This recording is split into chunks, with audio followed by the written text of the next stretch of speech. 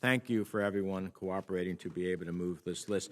I'm pleased that we had 14 nominees that we moved today, both for critical positions at the State Department and USAID, as well as embassies around the world. They're, I believe, all well qualified, deserving of their nominations, and I hope that we can move them on the floor swiftly. The slate of nominees that we move today is representative of the quality of Biden administration nominations overall. Individuals who are highly qualified, I believe, will be superb representatives of the United States. Filling these critical positions is in our national security interest, and I believe it's simply that clear. Unfortunately, the previously routine process of getting qualified nominees' hearings and committee votes is like pulling teeth. I've been trying for some time to schedule a hearing for the nominee to be the ambassador to Germany.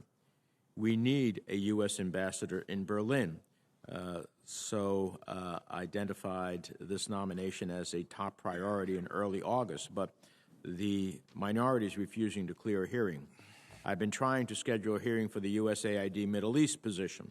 We cannot ignore a region that is perpetually in crisis, so I identified this nomination as a priority in early August, but the minority is blocking this hearing as well. And then there is the nominee to be the special envoy for anti-Semitism.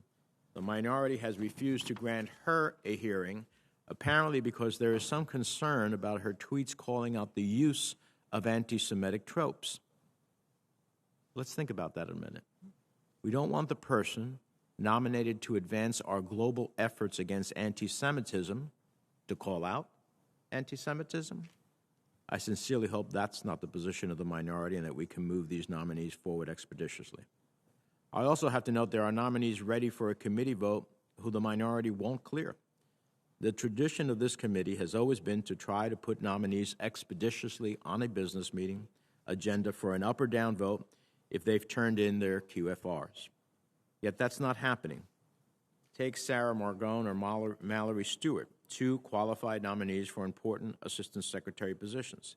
They have fully responded to hundreds of QFRs, and they did so in time to be put up on the last business meeting. Yet the minority refused to allow a vote when we last met for that business meeting.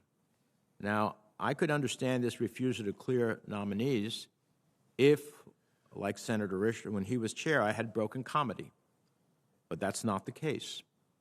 To the contrary, I have bent over backwards, despite all kinds of obstacles, to work with the ranking member and have noticed only those nominees that he has cleared.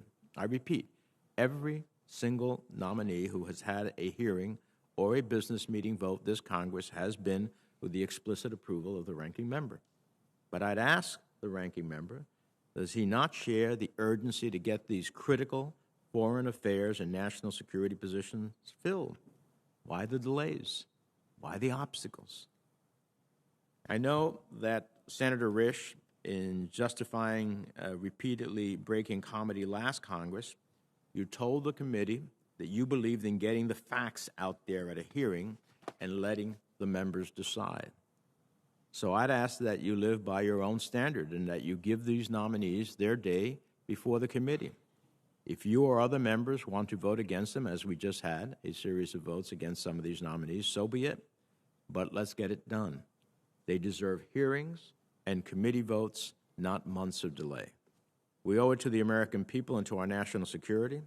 So I'd ask you and urge you to commit today here at this meeting to hearings the week of November 15th for at least Dr. Amy Gutmann, Deborah Lipstadt, Tamara Witz, and Ambassador John Bass, and to agreeing to committee votes in short order after these hearings. I'd similarly ask you to commit to votes on Mallory Stewart and Sarah Margone. So I hope we can get those commitments and we can break this logjam and move forward. They've answered hundreds of QFRs. They've answered hundreds of revised requests to QFRs. They have done everything they can do to be poised, at least for a hearing and or a committee vote. We should give them that opportunity and let the chips fall where they may.